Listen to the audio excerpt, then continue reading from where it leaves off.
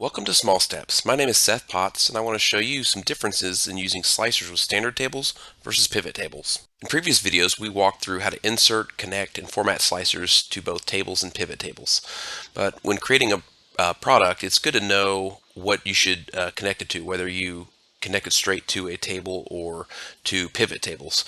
In my experience, what I've seen the most of is connected to pivot tables, mainly because the main reason pivot table in general is to summarize what's in a table already, most of the time in the format of counts and sums, things like that.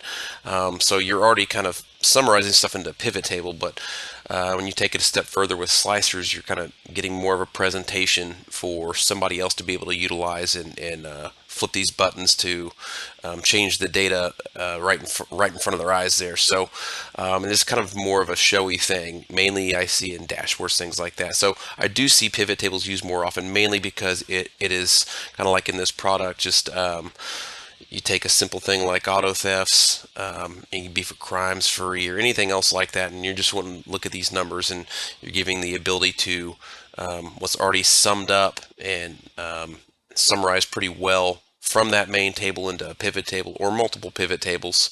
You can cram it down into something like this where you check the year and filter it, and these graphs and charts update right in front of you. The pivot tables, if you want to use those, will update as well, and it's a good way to sift through the information that you do have. However, there are other things you can do with the tables directly. So I have a product here that I've converted part of it over to use slicers just to show what was possible with it. So this product just shows some basic trend analysis from the current week to the prior 4 weeks. It uses a couple different formulas for averaging and then standard deviation and the min, max, things like that, and then the z-score, which is standardized in Excel. And then we've kind of created some other a little more complex formulas than what we're really going to go over here, but basically a little more of a complex product than just a chart or a graph with a count. So I didn't go through all of it just to show part of it updating how it can still be interactive. I just did this first week here, and I added some slicers to the table for the shifts and different types of crime, if it's property, person, society, other things like that. So just a few of these. Now, all this is not going to update this chart. There's just different counts, and you have to redo everything. If you're taking a product and trying to revamp it for this, you'd probably want to start from scratch and do it a different way. One thing to note with slicers with tables as opposed to pivot tables is, say like this, I have multiple tabs with multiple tables that pull in, right? Well, I can't connect slicers to multiple tables. I can do that with pivot tables because those pivot tables share a base source.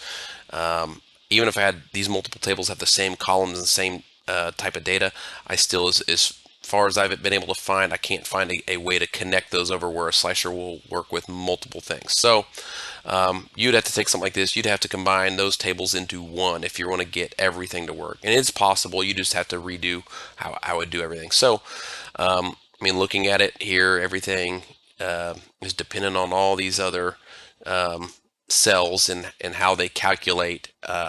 So I just did this first column to see how these color code and everything changes with the z-score for it. If I want to look at something like this and do just day shift, what the trends are like there. Obviously, with this, it made it everything is super low because it's just looking at part of a day shift compared to the prior averages. So if you had the rest connected, it wouldn't change that drastically, probably. But in this situation, you just see it changes your counts and everything. You have to do some extra changes to the table. It's a little bit of extra work from the get-go.